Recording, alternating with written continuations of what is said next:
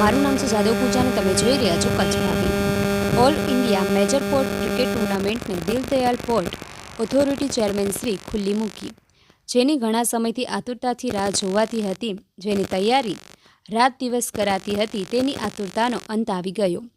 તારીખ 22 જાન્યુઆરી 2025ના રોજ 43મો all India major port cricket ટુર્નામેન્ટને દીનદયાલ પોર્ટ ઓથોરિટીના ચેરમેન શ્રી સુશીલ કુમાર સિંહ દ્વારા ખુલ્લી મૂકવામાં આવી હતી।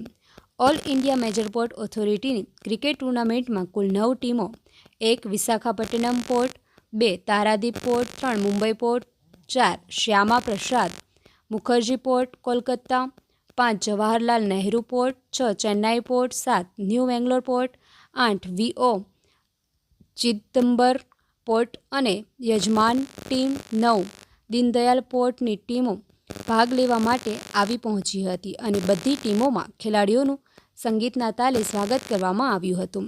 સ્વાગત પ્રવચનમાં પોર્ટના સચિવ શ્રી હરિચંદ્રને કહ્યું હતું કે ચેરમેનશ્રીના નિરંતર પ્રયત્ન દ્વારા all India major port cricket ટુર્નામેન્ટનું આયોજન કરવામાં આવેલું છે અને બધા ખેલાડી ખેલદિલીની ભાવનાથી રમે તેવી શુભેચ્છા પાઠવી હતી।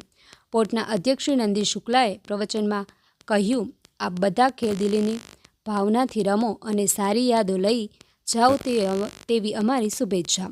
કાર્યક્રમના મુખ્ય મહેમાન અને પોર્ટના અધ્યક્ષ શ્રી સુશીલ કુમાર સિંહે ખેલાડીઓને સંબોધીને પ્રાસંગિક પ્રવચનમાં જણાવ્યું હતું કે આપના બધાનું દીનદયાલ પોર્ટ પરિવાર દ્વારા હાર્દિક સ્વાગત કરું છું અને આપને બધા પ્રકારની સુવિધા આપવામાં આવશે।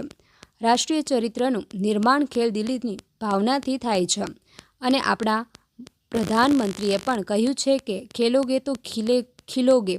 આ સ્લોગન આપણે યરિતા કરવાનું છે અને તમામે ખેલ ભાવનાથી આ ટુર્નામેન્ટમાં રમવાનું છે, એક નવા સંબંધનો વિકાસ કરવાનો છે। ત્યારબાદ all India major sports control બોર્ડના ધ્વજનું પોર્ટના અધ્યક્ષ દ્વારા આવરણ કરવામાં આવ્યું અને પછી બધી ટીમના કેપ્ટનોનો સમૂહ માર્ચ પાસ કાઢવામાં આવ્યો હતો અને ખેલાડીઓએ ખેલદિલી ભાવનાથી રમવા માટે શપથ લીધો હતો અને પછી ચેમ્પિયનશિપને ખુલ્લી મૂકવામાં આવી હતી।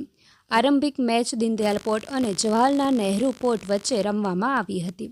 All India major port cricket ટુર્નામેન્ટમાં કુલ 13 મેચો રમાશે અને 25 તારીખોના સેમીફાઇનલની 2 મેચો રમશે અને 26 જાન્યુઆરીના રોજ ફાઇનલ મેચ રમાશે અને ત્રીજી મેચ ત્રીજા ટેન્ક માટે રમાડવામાં આવશે। ગોપાલપુરીના શ્રી શ્યામજી કૃષ્ણ વર્મા પેવેલિયનમાં સવારની અને રાતથી 2 મેચ પર બોરીચીમાં કૃષ્ણનમ ગ્રાઉન્ડમાં બપોરની 2 મેચ રમાશે, એમ ટીપીએની યાદીમાં જણાવવામાં આવ્યું હતું।